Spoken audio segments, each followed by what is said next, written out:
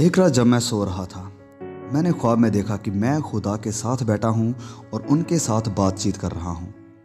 बातों ही बातों में खुदा ने मुझसे पूछा कि क्या तुम मुझसे प्यार करते हो।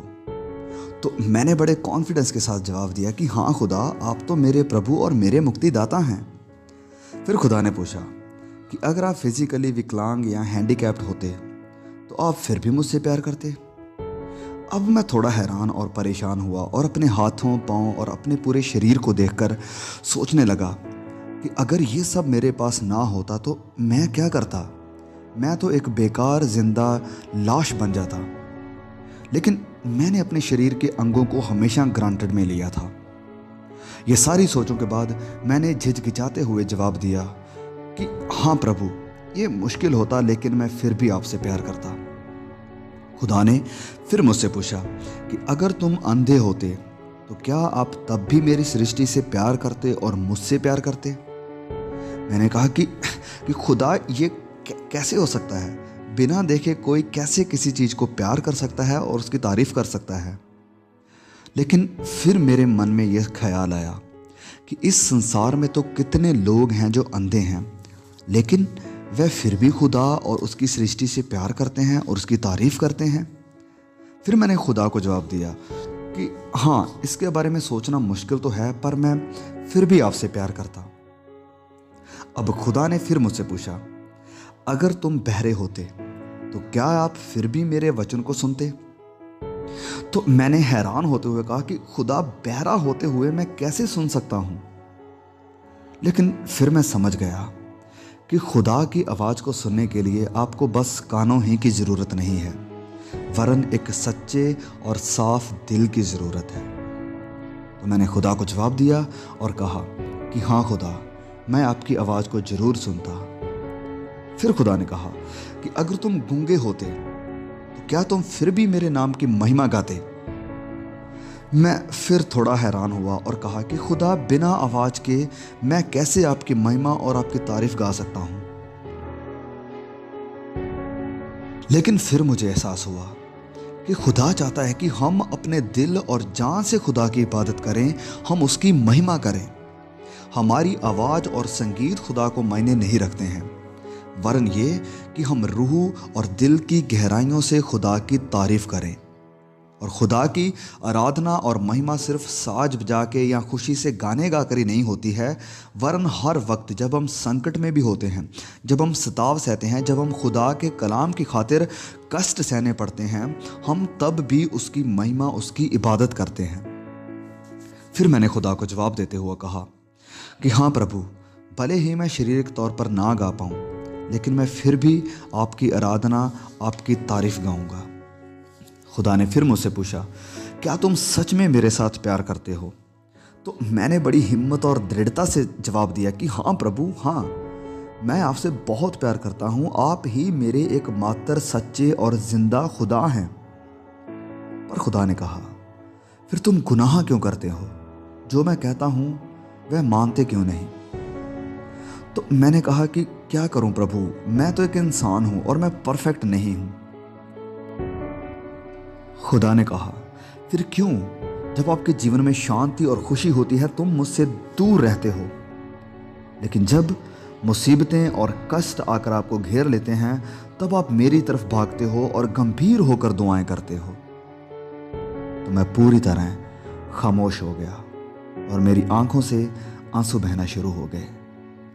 खुदा ने फिर पूछा, क्यों तुम बस फेलोशिप के दौरान ही गाते हो, क्यों बस आराधना के समय ही मेरे सामने दुहाई देते हो, क्यों अनथैंकफुली, बिना मेरा धन्यवाद किए हुए मुझसे चीजें मांगते हो।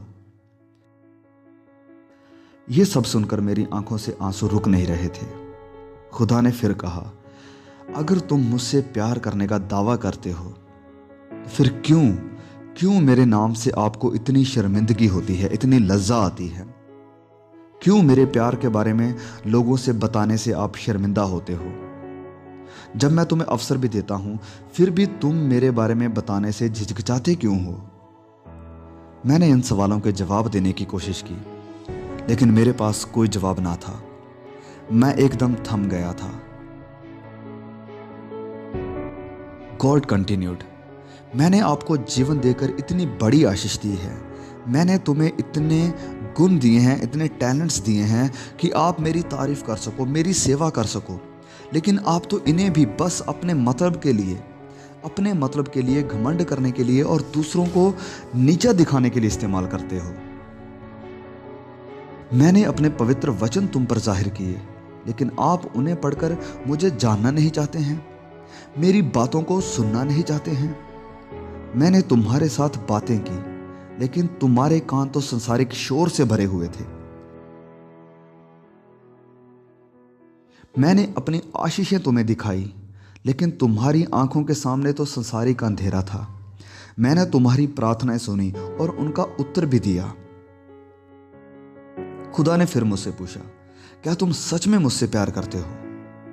लेकिन इस बार मैं जवाब नहीं दे पाया। क्या जवाब देता मैं तो बहुत शर्मिंदा हुआ वहां पर खड़ा था। मेरे पास कोई एक्सक्यूज नहीं था, कोई बहाना नहीं था। मैं अब इन सब का क्या जवाब देता? रोते हुए मैंने खुदा से कहा, प्लीज प्रभु, मुझे माफ कर दो। मैं तो आपका बच्चा कहलाने के भी लायक नहीं हूं। तो खुदा ने जवाब दिया कि मेरे बेटे, मेरी दया तुम्हारे लिए काफी है। मैंने पूछा कि क्यों आप मुझे लगातार बार बार माफ करते हैं? क्यों आप मुझसे इतना प्यार करते हैं?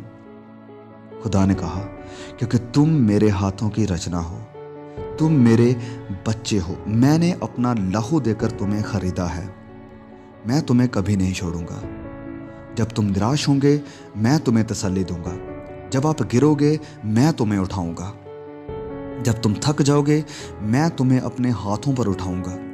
दुनिया के अंत तक मैं सदा तुम्हारे साथ हूं। मेरे प्यार की कोई हद नहीं है, ये कभी खत्म नहीं होगा।